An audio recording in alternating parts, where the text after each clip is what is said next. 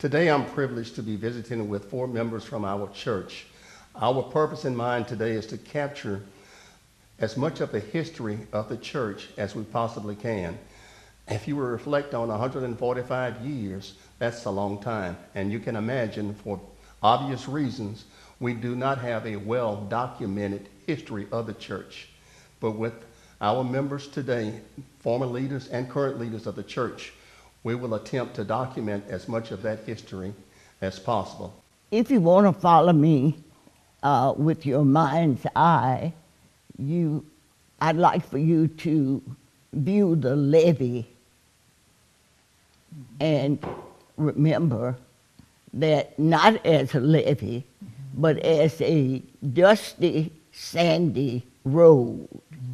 And this road led to St. Matthew's Church, which was about halfway to Boyce. Now you want to say who's going to be on this road.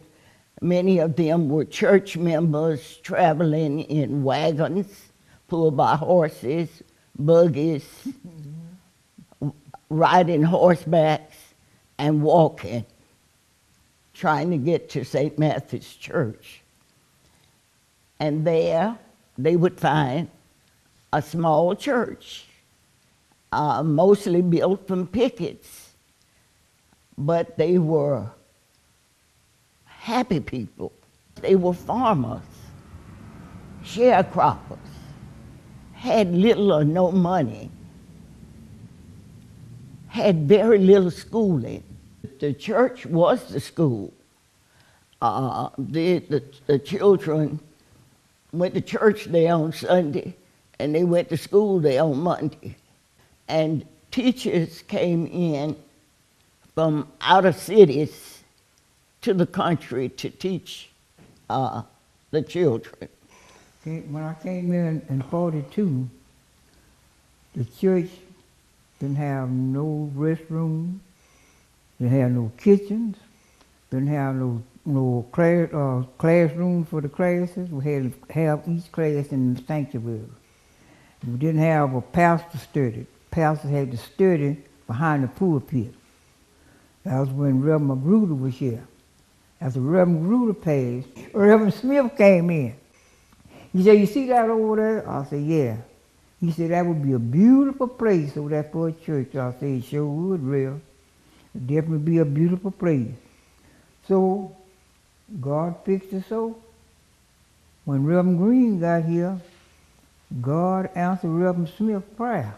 You know, Willie, one of the great things that happened to St. Matthew Church is, you're absolutely right, it's the leadership. And it was not just the pastor. Please hear this well.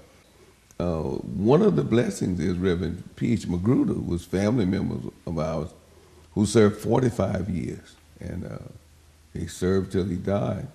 And Reverend Dave Smith, who was a personal friend of mine, Smith was a friend, and I started coming to St. Matthew in 1958, right at the time I was in high school. So it was like, I'm aware of the players at St. Matthew. So you got to know the dynamics of the people. And St. Matthew has been a place where they pushed education.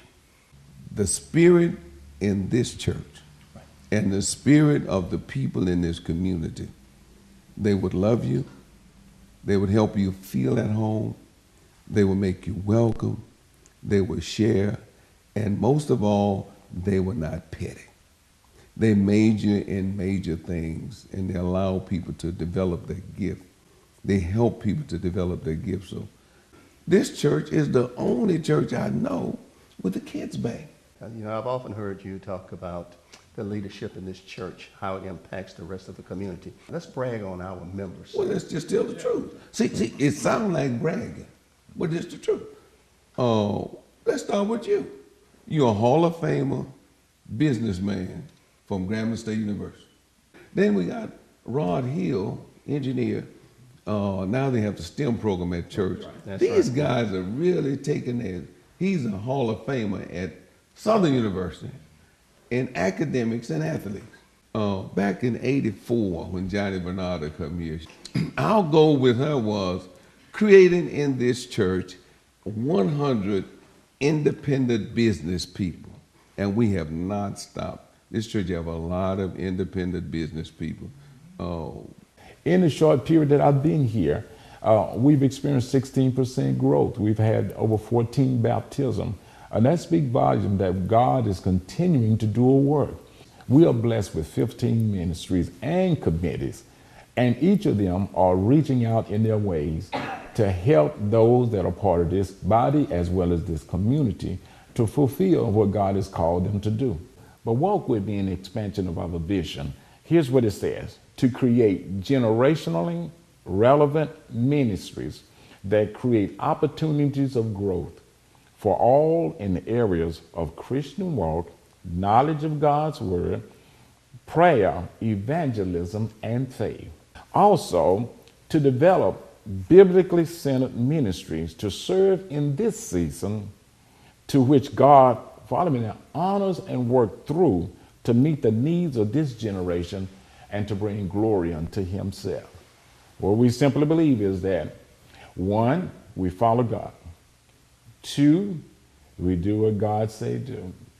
And that is, we develop ministry through which God can function. 3, we invest in people. We sow into the lives of people.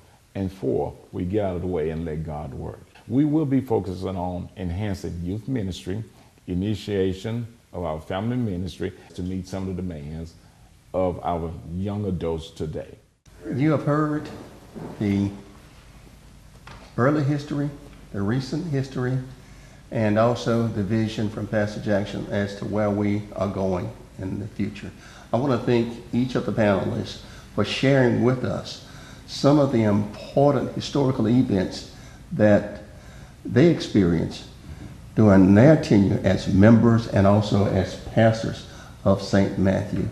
We're doing so much not only to serve the members of St. Matthew Baptist Church, but to serve the community as a whole. We have done it, we are doing it, and we'll continue to do it in the future. Myself. I have to live with myself and soul. I want to be fit for myself to know. I want to be able, as days go by, always to look myself straight in the eye. I don't want to put on a closet shelf a lot of secrets about myself and fool myself as I come and go to think no one else will know the kind of person I really am. I don't want to dress myself in sham.